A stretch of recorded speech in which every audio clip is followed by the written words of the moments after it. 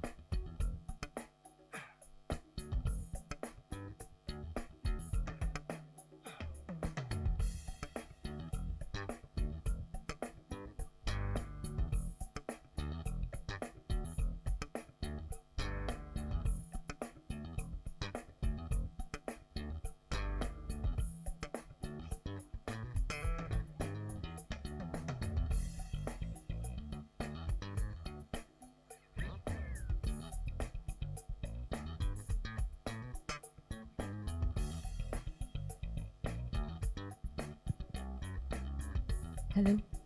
Hello. Hello.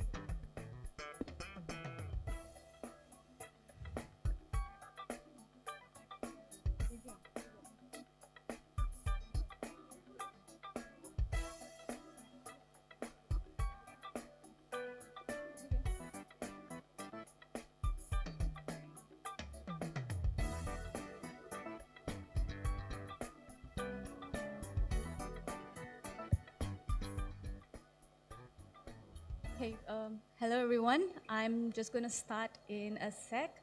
I see that most of you started answering the poll. Great. Uh, so good evening everyone, and a very warm welcome to our virtual audience as well as our physical audience who's still standing strong till the end of the session today. So we've had an incredible long day of learning and discussions, and now I'm thrilled to invite you or present the last masterclass of the day on the topic of techniques for climate and biodiversity accounting. So to introduce myself, my name is Divya. I am from WWF Malaysia's Sustainable Finance team. And it's indeed a privilege and a pleasure to be here today.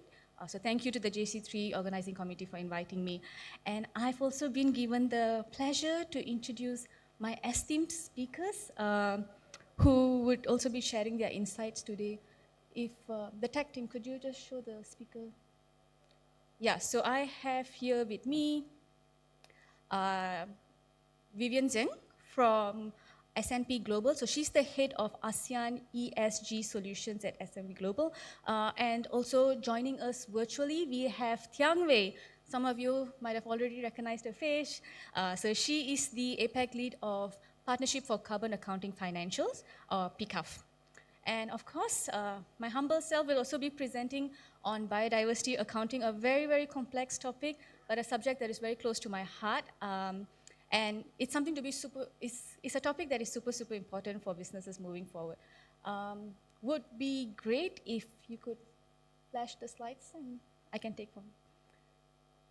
So there are a couple of polls during the session just to keep you awake for that energy balance, just to check your energy levels and stuff. Okay, tech stuff. Great, thanks.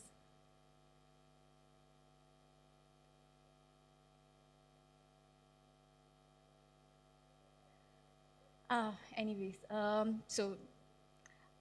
just to set the stage, right, we are seeing a growing interest in biodiversity action in recent times, and one of the reasons is being largely driven by the adoption of the Global Biodiversity Framework last year. And this was a significant milestone, right? And why we call this significant is because unlike climate debate, which has coalesced around the Paris Agreement all these years, we've never had something of a similar stature or breadth for nature action until last year. So the GBF comprises of 23 action-oriented targets for involving various stakeholders. So here's a poll to, again, keep you awake. It's a very simple question. Which GBF target requires large businesses and FIs to assess and disclose their nature-related risk?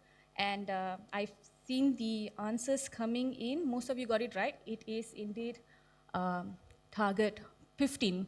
So target 15 requires, it's targeted at the private sector, and it targets at the role of the private sector to acknowledge and act on nature-related risk. So in tandem with GPF, we are also seeing an increasing trend, both at a global, regional, and local level, where stakeholder and regulatory expectations are growing for businesses to account for their nature-related risks. And for example, locally, Bursa Malaysia has incorporated a biodiversity indicator as part of their Bursa Malaysia updated sustainability reporting requirement. Banks here would know that BNM CCPT's guiding principle 3 has a do no significant harm questionnaire which includes ecosystem and biodiversity related questions. And despite all these growing requirements, the question is, how do you actually account for biodiversity and nature? The reality is, it's not going to be an easy task. Unlike climate change, biodiversity is a very complex and multidimensional paradigm. It cannot be simplified within a single metric like, For climate change, you can do that using carbon dioxide equivalent, right?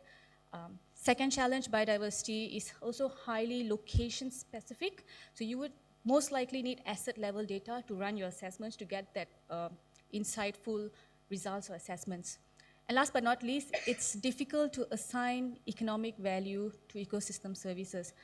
We are already finding it difficult to price carbon credits. So what more nature, which is a multidimensional paradigm with all these aspects. And to address this and systemize the understanding of biodiversity or nature, a framework known as Task Force on Nature-Related Financial Disclosure, TNFD, was introduced last month. The final recommendations were released last month. So this is another quiz. Again, very simple, so I'm just going to make it live. Yeah, if you can answer, is just to check your understanding of the TNFD framework. So is TNFD a disclosure framework for organizations to report on their nature-related dependency, impact, risk, and opportunity? Yes or a no? Okay, most of you did say it's true. So this is a bit of a trick question. Sorry. Okay. So actually it's false. Actually, you're true, it's true, but it's a partial truth. Because TNFD provides both a disclosure and risk management framework. So TNFD has a risk management approach called the LEAP framework. So recognizing all these challenges in accounting for biodiversity, the developers of TNFD came up with this approach: locate, evaluate, assess, and prepare to help businesses understand better on their nature-related risk. And because TNFD builds on the language and structure of TCFD, the disclosure recommendations are the same: governance, strategy, risk and impact management, metrics and targets.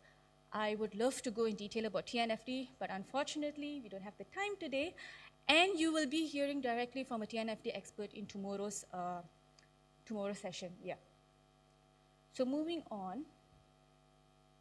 So I'm going to move into a bit of theory, of fundamentals. So one of the fundamentals to biodiversity accounting is to familiarize yourself with the basic concept of impact and dependency relationship. So like how for climate change, you have carbon protocol. For biodiversity, these are the keywords you may need to know: dependency and impact. So which is a form of double materiality. So all companies depend on nature, be it for direct input to produce goods. So this can be water or natural resources. It could also be business enabling ecosystem services like soil fertility, pollination for agricultural sector, for instance, or even for ecotourism purposes, right? And the decline of these ecosystem services can create physical risk to companies. And conversely, companies can also impact on nature. No brain, actually. And there are 5 impact drivers. So there's land and sea use change, resource exploitation, pollution, invasive alien species, and climate change. And unmitigated negative impacts to these drivers can give rise to regulatory risk, legal liability risks, and also ultimately risk a business's social license to operate. And again, not just for businesses, but banks are not safe from this risk as well. Studies have shown that FIs are also exposed to biodiversity-related risk through their financing, investment, or underwriting activities. And landmark studies by a few central banks across the world have confirmed there is a transmission link for this biodiversity risk to go from businesses to the financial sector. And now that you know what's impact and dependency relationship, let's move on to the bit of a meat of the presentation. In practice, when you account for biodiversity, the more common form of assessment is impact assessment. And environmental impact assessment is a thing, but when we talk about biodiversity impact, some of you might have heard the term biodiversity footprinting. So footprinting is a way to quantify the impact of an entity using metrics such as mean species abundance or PDF. Can't remember the acronym for PDF, but there's also another biodiversity metric. So this is an example of the various biodiversity footprinting tool that's out there. So this is called the Corporate Biodiversity Footprint, CBF. So it's hosted by Iceberg Data Lab, and the reason I'm showing this is because this is one of the pioneering methodologies in the industry for FIs or companies as well to assess and quantify their biodiversity footprint. And essentially, it quantifies the impact generated from the products purchased or sold by companies, calculated throughout their value chain, and this is done through the quantified environmental pressures using an input-output model. And I'm seeing a bit of glazed faces here as well. So I'm not going to go into the methodology of this, but I'm going to share with you some real-world applications of biodiversity footprinting. So for instance, several financial institutions have already started using this methodology to quantify their impact on biodiversity. For instance, AXA and BNP Paribas has used this tool on an annual basis to quantify their biodiversity footprint per asset class. So for example, AXA has found that investing 1 billion euros is equivalent of them converting or artificializing land size of a 78 square kilometer plot of land, which corresponds to about 75% of the city of Paris. So this is one of the use case. And as well, Banque de France, I hope I'm getting the pronunciation right, they've also signed up to harness this metric to measure their impact of portfolio dedicated to its employees' pension commitments. And Banque de France is also a pioneering central bank in the realm of nature-related risk. And not just risk assessment, right? It's not just about quantifying for the sake of assessment. Some institutions such as HSBC has gone a step further by developing, for example, a product, a biodiversity screened ETF. So this is a form of how you can convert a risk assessment to a solution or to an opportunity. And so I've talked a bit about footprinting, and just a quick FYI, FYs as well as businesses in this room, they should know that biodiversity footprinting is just one way or one approach to account for biodiversity, and this is just talking about the impact. We haven't even gone to the dependency yet. According to PBEF, so PBEF is the sister version of PCAF. PBEF stands for Partnership for Biodiversity Accounting Financials. A lot of acronyms today, so bear with me. So PBEF states a couple of approaches or methodologies that you can take to assess both your dependencies and impacts on biodiversity. And so footprinting is just one method. You might have to do few other methods to get a very robust assessment and outcome of your biodiversity assessment accounting. And essentially, I think the reality is many of us are still new to understanding what is biodiversity accounting. And for starters, for those beginners who are still trying to test their depth in the field, you can use a screening tool to assess your biodiversity impact, dependencies, and risk. So I'm going to introduce to you a tool that was developed by our international colleagues in Switzerland. So this tool is called the WWF Biodiversity Risk Filter Tool. So it's called the BRF. It was launched earlier this year at the World Economic Forum by our colleagues. And as it is, the BRF tool's aim is to provide that first step needed by companies and FIs to account for biodiversity and to screen and prioritize where they need to exert more effort in engaging further and so on. And I'm just going to share some features of the tool. So again, as I mentioned, it's a corporate level screening and prioritization tool. And to avoid reinventing the wheel, the tool is also aligned with TNFD's LEAP approach and science-based targets for nature. And in terms of ease of access, it's an open source, free of charge, FOC. It's web-based, and it has over 80 key data sets translated into company-relevant terms. And in terms of scope, it covers all the major industries, and it's spatially explicit. And I will speak in a bit on what do I mean by spatially explicit. So you can actually scan this QR code to access the tool. Okay, so the first module of this is called the Inform module, which is built on another tool called the Encore tool. So for those who have actually accessed Bank Negara and World Bank's nature study last year, which was published last year, they used the Encore tool to assess the commercial loan portfolio's exposure to biodiversity-related risk, nature-related risk. And so what Inform tool essentially does is that it explores different industry sector dependencies and impacts and provides you that sort of scoring. And again, this spans 25 industry sectors. And then you have the Explore module, which is what makes this tool spatially explicit. It helps you to narrow your assessment geographically.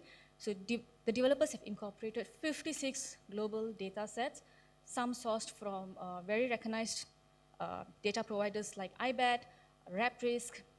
And essentially what this tool has is, it has like a bunch of heat maps showing the importance and integrity of biodiversity worldwide. And there are 33 indicators which you can use to identify the biodiversity risk across the world. And then there's the Assess module. So this is the module you can play around with your company level data. So if you input in your company's sector and the location they are situated in, the Assess module combines a score, combines the industry maturity rating as well as the local biodiversity importance to provide a risk score. And I'll show you in the next slide how this looks like when it's visualized, right?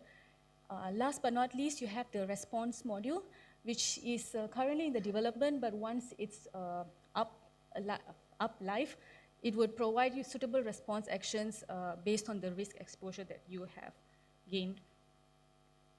And so yeah, I'm actually reaching the end of my presentation. Yeah. So this is a case study done by our colleagues where they have assessed a portfolio of 605 MSCI All Country World Index companies and their respective of 10,000 global operational sites. This data was inputted into the tool.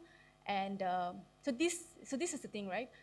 You can use the tool to assess at a portfolio level, which is great for you to prioritize what are your high-risk sectors, what are your high-risk companies, what are the key biodiversity topics that you can engage further with your clients. And then you can also go down and assess at the industry level, as well as at company level and site level.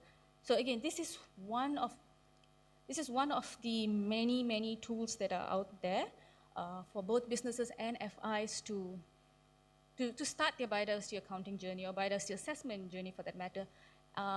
And I think I'm going to end with the note that while there are many tools, methodologies, standards, resources out there, choosing a tool, it's really important what kind of information you are trying to collect. So what is the purpose of you doing the biodiversity accounting and the decision you're trying to inform in order to choose the most relevant or appropriate tool for your organization.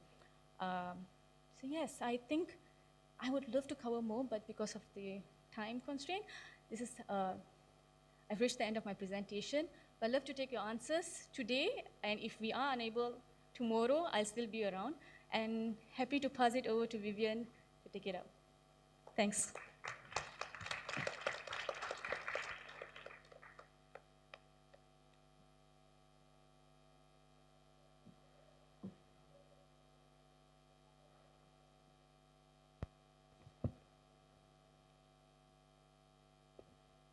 Okay, so initially I want to sit there and to do my presentation, but I saw it's the last session of today. Just want to make myself awake as well. Of course, this session on biodiversity accounting is not that easy, right? It's very sophisticated. We already have a taste of the WWF tool. And now I'm going to present also the biodiversity, nature, risk profiling methodology from S&P. But although it's the last session, but it's not the least. It's preparing us for tomorrow. There's a full day session about TNFD. So I saw a couple of friends and connections already in the room. So happy to continue the discussion. Just a quick introduction of myself. I'm Vivian. I'm heading up of the ESG solutions for Southeast Asia. For representing S&P Global Sustainable One. Sustainable One is ESG collaboration and innovation hub of S&P Global. So we bringing all the ESG like a data solution together and stitching and apply them in our 5 different divisions. So listed here, S&P Market Intelligence, probably you'll see some data from Capital IQ, ESG score, true cost environmental climate data, S&P Dow Jones indexes, some thematic index like low carbon efficiency index, Dow Jones sustainability index. Our commodity insights, we have data related to voluntary carbon market, about carbon registry solutions, S&P ratings, the second party opinion solution, which for sustainability linked bonds and loans. Our solution focus on like 3 different major areas. One is sustainability and impact, so focus on risk and impact. And second area on environment and climate. The third area, regulation and reporting. So later I'm going to show some example of our portfolio report, as well as like company level biodiversity report. Is there? Okay. All right, so now focus on biodiversity. So firstly, I want to say I'm a fan of WWF. Also, Divya doesn't want me to say that, but I was a volunteer for WWF about 10 years ago in China. I was doing observation of northern eastern tiger, lives in the northeast part of China. The latest data of the endangered tiger is about 55. It's only 55. And the overall number is still a miss, to be frank. When I was tracking the number 10 years ago, it was 100 plus. So nobody knows what's the really what is really the number. But what we see coming to this part of the world in Southeast Asia, especially Malaysia and Indonesia, we have a precious assets, which is the forest. So probably you know Borneo forest is among one of the most pristine forests in the world, alongside Amazon. So this is the most biodiverse area, and we see so many diverse species, plants in this area. But we see great challenge in terms of the endangered extinct of species in Borneo area. If you attend the presentation yesterday from the Minister of Natural Resource, there's a data that I really aspired. So he mentioned according to World Bank research, Malaysia's economy, 66% of the economy are gonna collapse because of the disruption, the loss of the marine and forest ecosystems. 6% of the GDP of Malaysia. That's a significant amount of the GDP, and which is evidence to show Malaysia economy is heavily relies on nature. So here, back to the topic, this is a roadmap. So earlier, Divya very kindly to show the LEAP approach from TNFD. So LEAP stands for locate, assess, what's that? Locate, evaluate, assess, and prepare. So we also produce this roadmap as a recommendation for our clients, our partners. Look at the 4 steps to steer towards nature and biodiversity, positive future. The first step is always with measuring and quantify the risks. If any of you have done TCFD report, or if you have been practicing climate stress test, climate scenario analysis, you know the first step is baseline. Same with biodiversity, it's important to understand what is the baseline. So under the framework of nature, the baseline refers to our business impact and the dependencies on the nature and natural resources, as well as impact on biodiversity, human or societal related impacts, influences.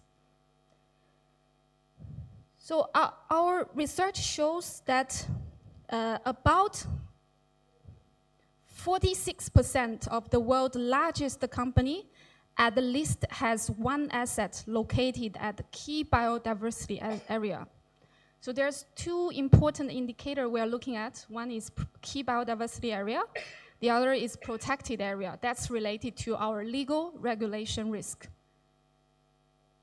The top 1,200 company under S&P 1,200 index. So if you heard of S&P's so many indexes, the top 1,200 global companies has leveraged around 22 million hectares of land.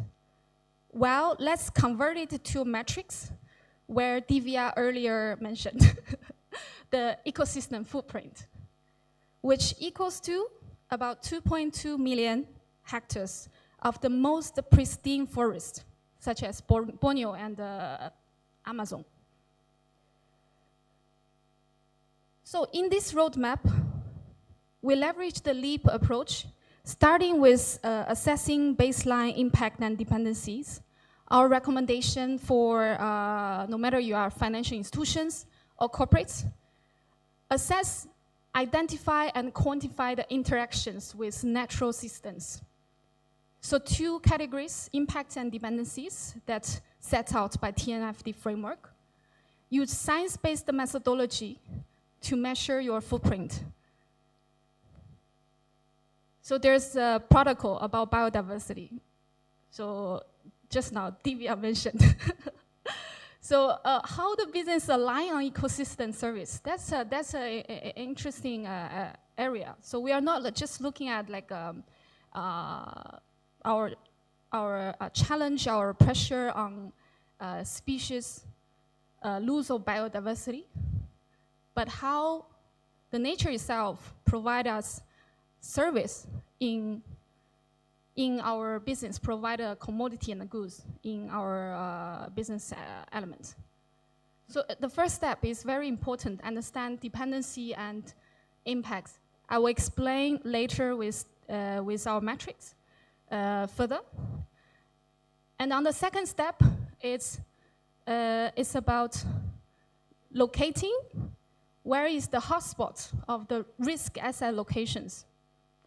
So determine the materiality of nature risk across site locations. In nature risk analysis, it's very important. It's an asset and geospatial risk analysis. We need to understand where is the asset located, what's the overlap with the key biodiversity areas. Prioritize the high impact assets and assets with high dependencies on nature or action for risk management plan, mitigation strategies.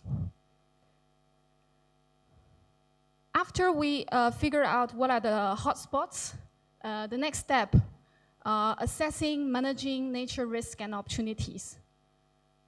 On the risk side, we can refer to TCFD, so probably you heard of transition risk and the physical risk.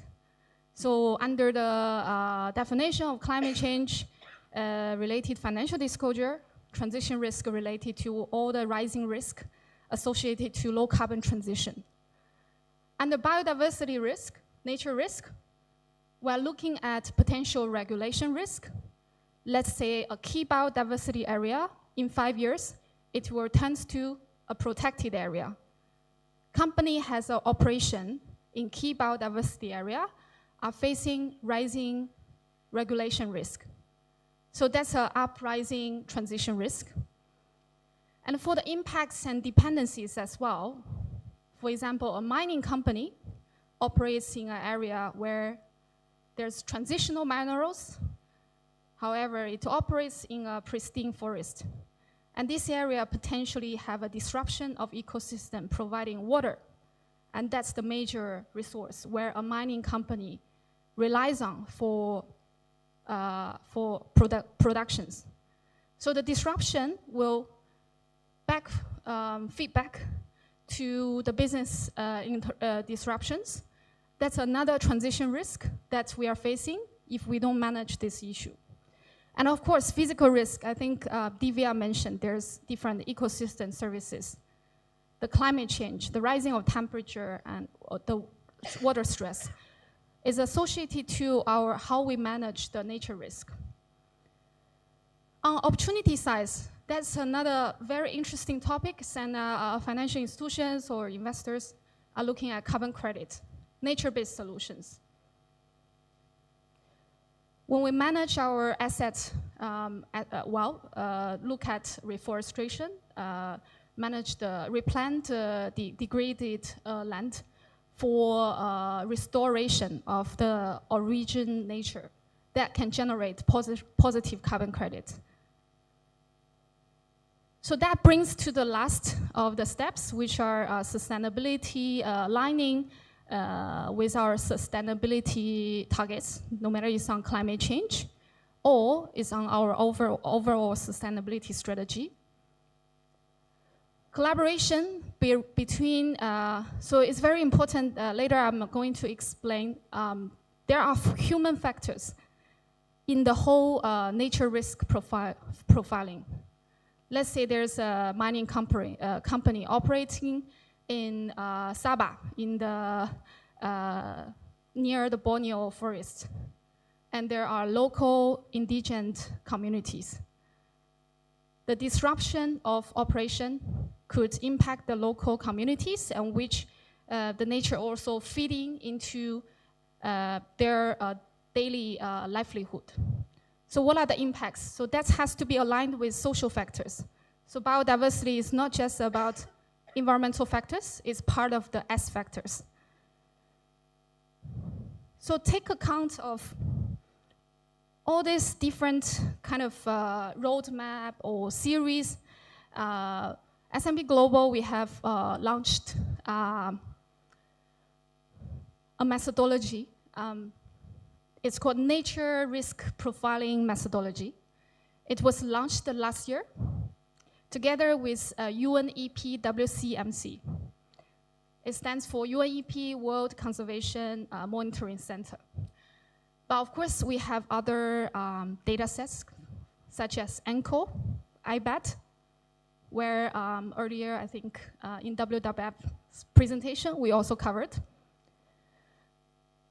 One unique factor of this tool is we want to simplify the biodiversity accounting, biodiversity and nature risk accounting, to address the key questions.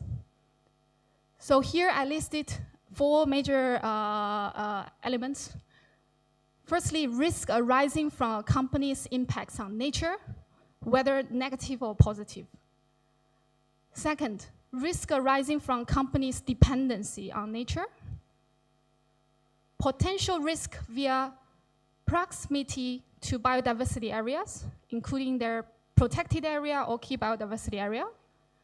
Last but not least, which is related to mitigation. This is under development, so not yet released. So we have this version 1 of our nature risk profiling methodology. After we launched this methodology last year, we partnered with about 300 plus organizations globally. We call it Nature Biodiversity Knowledge Hub. So we received the feedback from these organizations representing financial institutions, banks, asset managers, corporates, to understand what are the feedback and how useful this tool is. We take account of this feedback, and this year, in May 2023, we have launched the Nature and Biodiversity Risk Datasets. Just about 1 month ago, we have launched our Nature Biodiversity Reporting solution. So for financial institutions as well as for corporates. For financial institutions, we look at the portfolio level aggregated risks on nature and biodiversity. On the left side, which is the building blocks for profiling nature risk, so that's aligned with TNFD framework. So 2 parts, impacts on nature, dependencies on nature. I'm going into details in the next slides. So under our solution, we cover 3 major categories in this analysis. Let's say if you look at our data sets, or you need engage us for a biodiversity nature risk accounting, The first element is related to legal and reputation risks. The key question we want to address is, does a corporate operated in a nature-sensitive area? So nature-sensitive area refers to KBAs, Key Biodiversity Area, and PA, Protected Area. The data coming from IBET, WDPA, for the biodiversity area and the protected area. We also overlay our asset level data. So we have about 800 asset types in our database. And globally, we cover about 2.7 million asset level data.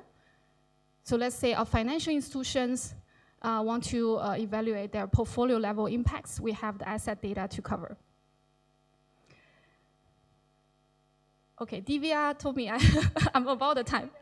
So very complex, but just make sure I can finish within 5 minutes. The second category, which is on impact risk, that's very complex.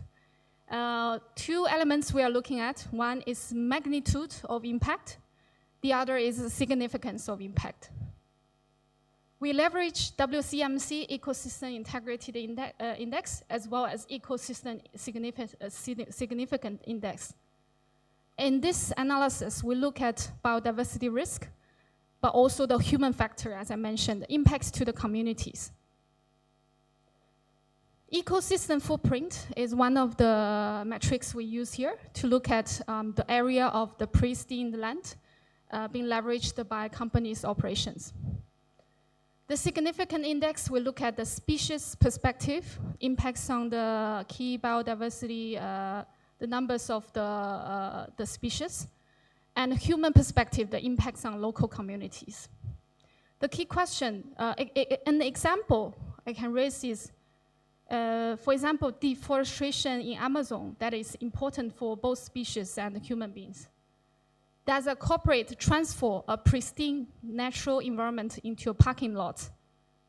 So it's interesting if there is a business owner operate at the Borneo forest and transfer a part of Borneo forest into a parking lot, the impact ratio is really high because a parking lot doesn't provide any ecosystem service. So this is kind of like an example that we can see. So in our data sets, you will see an impact ratio from 0 to 1. You will be able to see like how a company's operation would be impacted on magnitude, which is the area, which is a spatial risk analysis, and significant are related to impacts on local communities as well as species.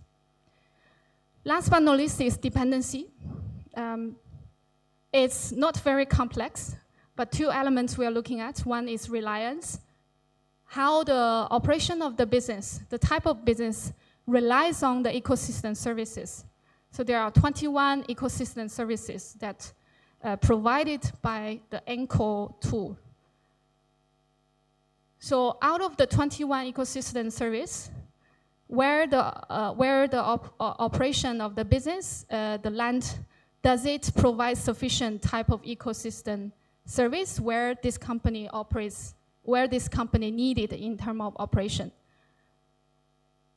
An example, look at agriculture business.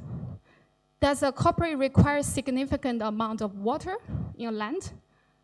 While we are also looking at the provision of water in this land. It is a land with water stress, or is it with a sufficient provision of water?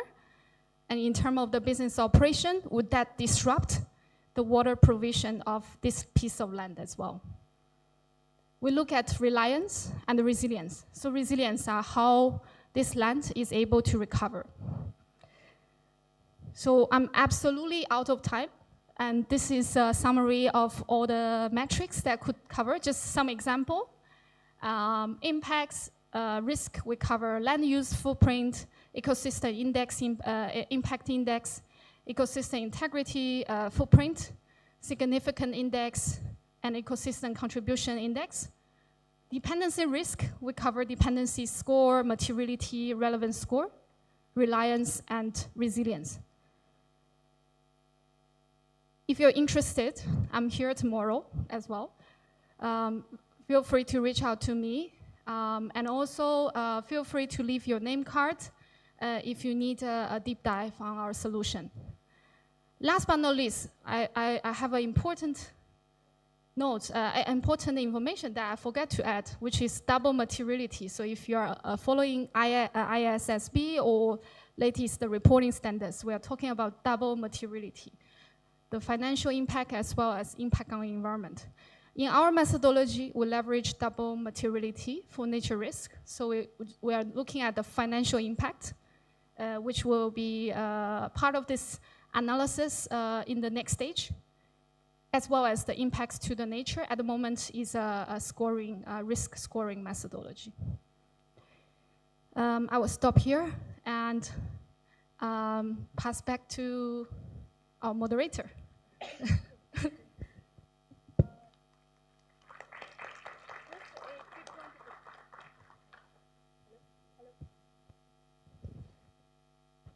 Hello. Just a quick one to the tech team. If you could flash out the QR code before I pass it to Tiang Wei. The Slido. Yes. Maybe you could just scan in and put in your questions while Tiang Wei presents later. So, okay. So over to you, Tiang Wei. If you're still there, please. Hope you can see me and hear me okay. Yep, can hear you. Perfect. Hi, good evening, everyone, and thank you for having me. It's a great pleasure and honor to be here with you virtually today on behalf of PCAF, the Partnership for Carbon Accounting Financials. I'm Tian Wei. My role within the PCAF Secretariat is I'm the Asia Pacific lead, so overseeing all regional activities. I'm sorry that I could not join you in person today, but I'll make sure to leave my contact and the mailbox at the end of the presentation slide, so do feel free to reach out if you would like to learn more about PCAF. I also want to express my gratitude to the JC3 committee for inviting me to attend today's session. And like our esteemed speakers, Divya and Vivian mentioned, the techniques for climate and biodiversity are both very important topics. We've heard earlier about how to conduct biodiversity accounting, the tools and assessment capabilities out there. And over the next 15 minutes, I'd like to share with you briefly a little bit more about PCAF and also on the climate accounting side. Next slide, please. So PCAF is if you can click through the animation, that would be great. Sorry, I didn't take them out.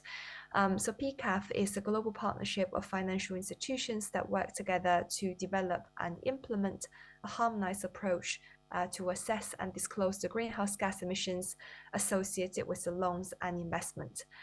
In order to facilitate transparency and provide signatories with the ability to track progress towards their own commitments on climate change. So PCAF is actually an industry-led initiative, which means it's led by financial institutions for financial institutions. Next slide, please. So let's start with the value of measuring finance emissions. And I'd also want to start with, next slide, please. What is the greenhouse gas accounting for financial institutions? And you can also see on this slide one of my favorite quotes, which is what gets measured gets managed. So greenhouse gas accounting, just like financial accounting, it is an annual accounting and disclosure process. So GHG accounting is the annual accounting and disclosure of greenhouse gas emissions associated with your loans and investments at a fixed point in time in line with the financial accounting periods. Next slide, please.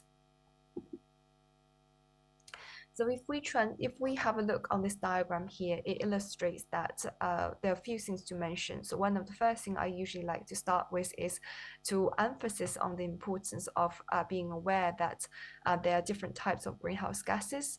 And when we conduct greenhouse gas accounting, we can look at them at CO2 equivalence terms. So there's not just carbon dioxide, there are multiple greenhouse gas. Usually in greenhouse gas accounting, we evaluate and conduct the accounting by scopes. So you can see the dark green arrow on the slide here, scope 1, that is your direct emissions. For example, from your company facilities and company vehicles. There's also the scope 2 indirect emissions, such as those from purchased electricities. and also Scope 3, and that encompasses 15 different categories. So what we are going to focus on today, and what PCAF focuses on, is Scope 3 category 15, so the investment category. And according to a research conducted by one of our partners, CDP, that portfolio emissions of global financial institutions are on average 700 or even 750 times larger than direct emissions. So it is a critical part, especially for financial institutions, when they conduct greenhouse gas accounting. Next slide, please. Thank you. Before we move on to the next session, I wanted to present to you this diagram, which shows that to get to net zero emissions by 2050, measuring and disclosing greenhouse gas is just step one. It's the first step to get started. Greenhouse gas accounting itself exists as a discrete action in a sequence that allows banks and investors to measure, disclose, and align. So for example, as a financial institution, you may want to start by understanding the position of your portfolio, where are your carbon-intensive hotspots on your portfolio, and you could do that by using PCAF's methodologies, which I will tell you a bit more about in my latest section of the presentation. You could start with that, and afterwards, once you have a baseline of emissions established, you could also consider setting a science-based target to make sure that you're on track or on that pathway to net zero by 2050. You may also want to incorporate scenario analysis, and based on those information to develop your own climate strategies and taking actions. It will require continuous steering and governance, and it may look like a linear process on the slide here, but it can be iterative sometimes. So I just want to sort of stress the importance that measuring greenhouse gas accounting emissions is just the first step on this journey to net zero. Next slide, please. So let's get to know a bit more about PCAF, what it is as an initiative, and also the knowledge products, the standards, the methodologies that we make available to financial institutions to help them on this journey to net zero. So PCAF actually started in the Netherlands by a group of banks, asset owners, asset managers, and insurers that want to standardize the way they measure and disclose the greenhouse gas emissions associated with loans and investment. So the very nascent PCAF methodologies was picked up by financial institutions in North America in 2018. And in 2019, PCAF launched globally with just about 50 financial institutions. And at the time, most of them were small and value-based banks. We are governed by a global steering committee or board of directors who help to set the strategy and overall direction of the initiative. And the PCAF steerco represents a diverse set of financial institutions from different parts of the financial sector. Next slide, please. We have come a long way in just a few years' time, and I'm very excited to share with you where we are today. So as of today, we have over 440 financial institutions globally that are part of PCAF. If you want to see the full list of PCAF signatories, I have included a link on this slide, but you can also do that by visiting the Financial Institution Taking Action page on the PCAF website. And out of those 440, over 120 of them have published one or at least one disclosures. And if they have published the disclosures, you can find that on the PCAF website as well. We are seeing a very strong momentum coming from the Asia Pacific region. And in Malaysia alone, we currently have 9 signatories. So that's 8 commercial banks and 1 asset managers. We do look forward to continue to support our financial institutions within our network. And PCAF as an initiative, our objectives are 2 parts. One is to work on the knowledge product. So we will continue to expand the standard, incorporating new accounting methodologies, and to develop that a global greenhouse gas accounting and reporting standard for the financial industry. The other objective is around the network. So we are working hard towards increasing the number of financial institutions that use the standard and disclose finance emission to over 1,000 institutions worldwide by year end 2025.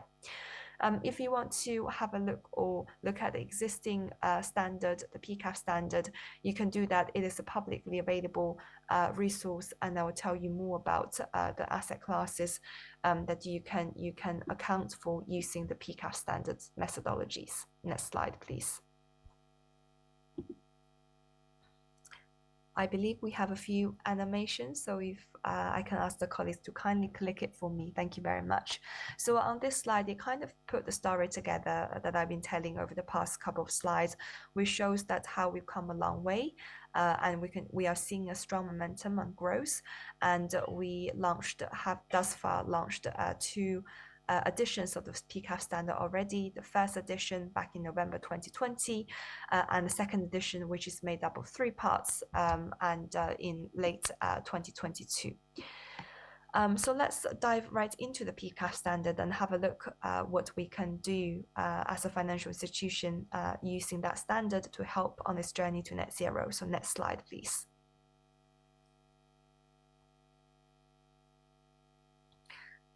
Thank you. So the second edition of the PCAF standard is made up of 3 parts. Part A, finance emissions. These are for your on-balance sheet assets, and you can already use the readily available methodologies to account your emissions from 7 different asset classes. So sovereign debt is a new addition we added back in 2022. In the first edition, we didn't have a methodology for sovereign debt, but given the demand and importance, we have now introduced the methodology for sovereign debt. In addition, we've added additional language around how to disclose emission removals and provided guidance language within the second edition of the PCAF standard. Besides Part A, we also have 2 other parts. One of them is on facilitated emission. So this is more referring to your sort of, if you have a capital market business, if you acted as an advisor in an IPO or traded a derivative or swap, so how to take into account of those emissions when they are not on balance sheet or maybe only on balance sheet for a short period amount of time. So that is a work in progress. We do hope to publish the finalized methodology soon, so please stay tuned on that. And Part C of the second edition of standards made up of is looking at insurance associated emissions, so looking at the underwriting activities of insurance companies. So Part C is also readily available, and all of them, when they're made publicly available, you can find them on our website directly.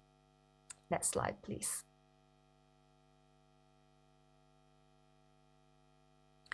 And you can click onto the next slide. So I've been sort of sharing what we do, the PCAF standard and methodology. I just want to sort of link it back to how measuring and disclosing finance emission can help you as a financial institution to further your climate-related business goals and align with other initiatives. We are part of this ecosystem, so PCAF do work to align with our other peers within this ecosystem to support financial institutions. So just to give an example, we do work with a range of partners, local sustainable finance networks and global initiatives, but just to illustrate a few. So as a financial institution, there may be multiple business goals they are looking to achieve. This could be to create transparency for stakeholders, to better manage their climate-related transition risk, or developing climate-friendly financial products and aligning financial flows with the Paris Agreement. So all of these business goals may be linked to a particular initiative. So for example, this transition risk management and disclosure, this could be linked to TCFD, and creating transparency is also potentially is linked to CDP, because you can disclose the finance emissions on the CDP questionnaires and platform. And if you want to align financial flows with the Paris Agreement, you may be looking to set a science-based target. So although the business goals may be different, but at the heart of all these goals, it all requires the measurement of finance emissions, because it helps to establish that important baseline and tell you where you're at in terms of greenhouse gas emissions on your portfolio. So next slide, please. obviously we only have 15 minutes today, so I do want to jump straight into the equation of measuring finance emission, and hopefully this will give you a flavor of what it is like. So this equation is a very general equation. The concept is fundamentally the same. In terms of to measure finance emissions, there are two parts that make up the equation. One part is the attribution factor.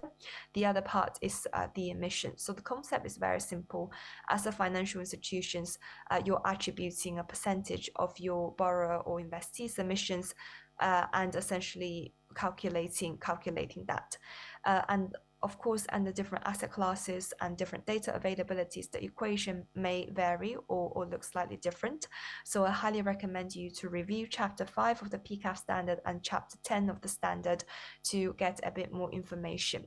So every asset class uses a variation of this formula, but the concept is the same, because it's all about starting with the emissions of the client and determining how much of those emissions are attributed to the FIs. To be able to determine the attribution, that's the left-hand side of the formula, and left-hand side of the the first part of the right-hand side of the formula, and this is used to show the financial institution's share of the borrower or investee's emission.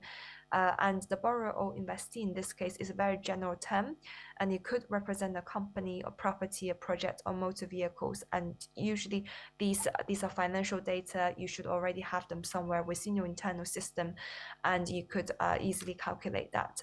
Most of the data challenges lie in the second part of this equation, and that is trying to get the emissions of the investees. And sometimes not always reported emissions available. So there are other options to come up with a proxy. So within the PCAF standard, we have listed out three options. Option 1 being reported emissions, option 2 being physical activity-based emissions, and option 3 being economic activity-based emissions. And that means, if reported emissions not available, you could still try to gather physical activity or economic activity data when they are multiplied with the relevant and suitable emission factor or industry and sectoral averages. You can come up with a proxy that can support you to get a proxy of use this proxy and to measure your finance emissions. There is a hierarchical preference in terms of which one will give you a higher data quality score, or which one is more preferred, and that is reported emissions over physical activity-based emissions over economic activity-based emissions. Next slide, please.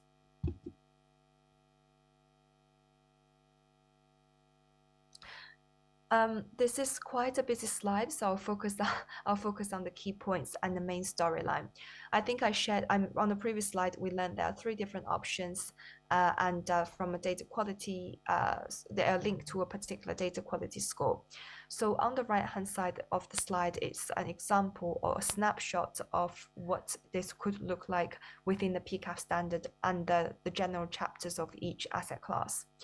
So if you have a chance to download the PCAF standard and go into Chapter 5, you may find under each asset class methodology, we present one of those tables to show how you can come up with a proxy of your investee or borrower's emissions when those data, either when they are available or when they are not available, what you could do. So we do provide very detailed and specific guidance, and the idea is to help financial institutions to have those resources to get started. We have a data quality score that ranges from score 1 to 5, with 1 being the highest top quality to 5 being the lowest. This is not an exam score or mark. The purpose of having such a hierarchy or having such data quality scoring framework is to help financial institutions understand the quality of their data, and knowing which one is more, knowing the preference and knowing which one to use, maybe when perhaps multiple data points are available. And a financial institution, as a general rule, shall use the most recent or otherwise appropriate data available to them, and should provide a description of the types and services of data used to calculate emissions, and give descriptions and written to create transparency. Next slide, please. So recognizing data is often a challenge.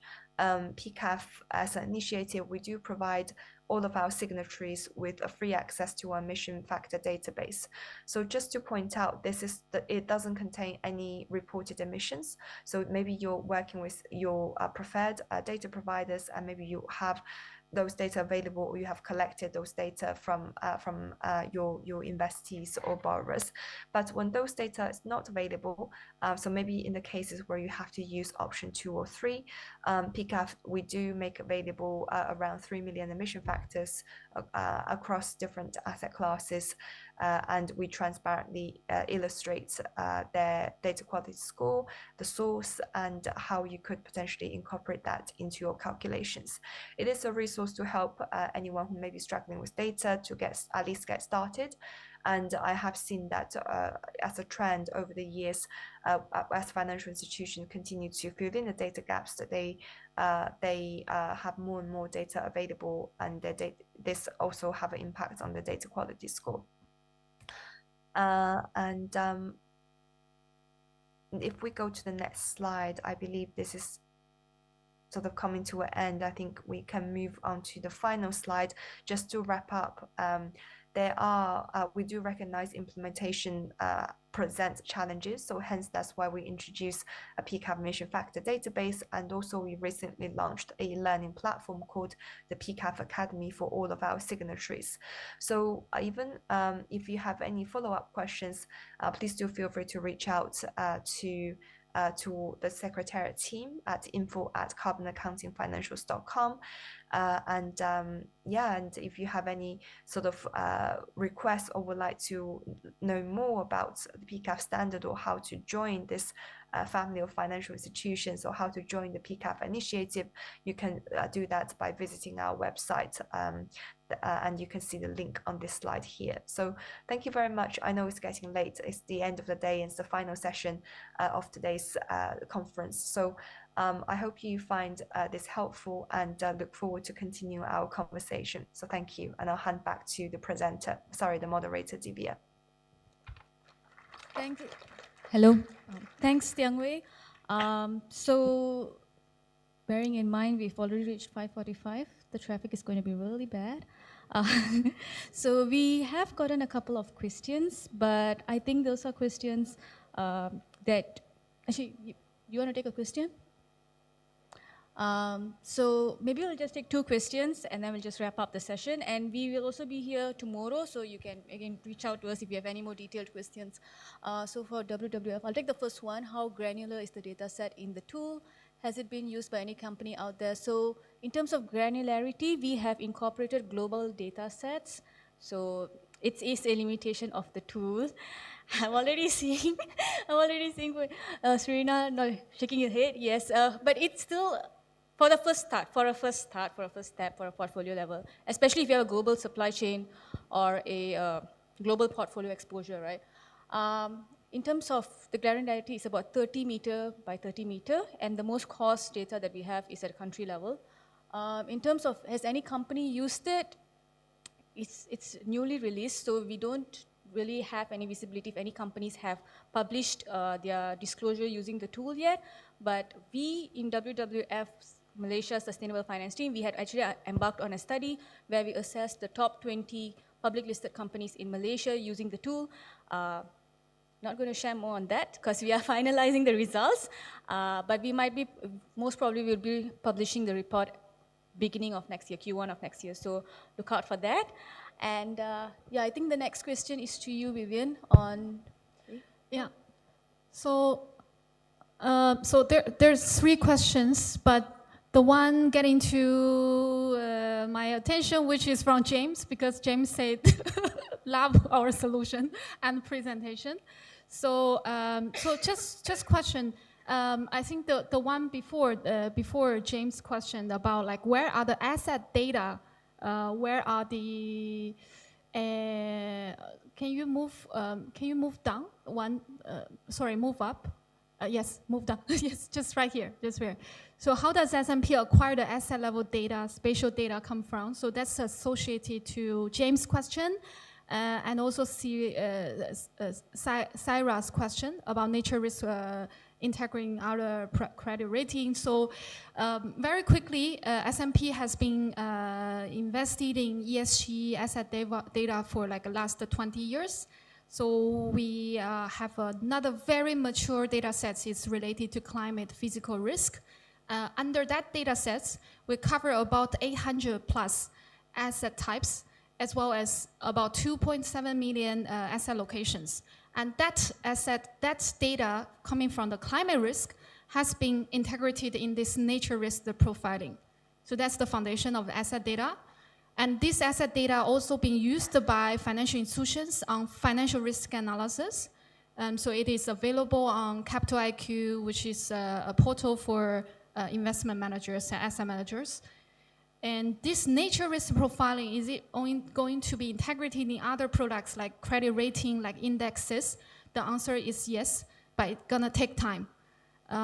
We have a plan to launch a nature risk index earlier next year. So we are still at the product development stage. And that index is gonna be used for benchmarking purpose for financial institutions around Asia to look at how we look at nature positive as a topic.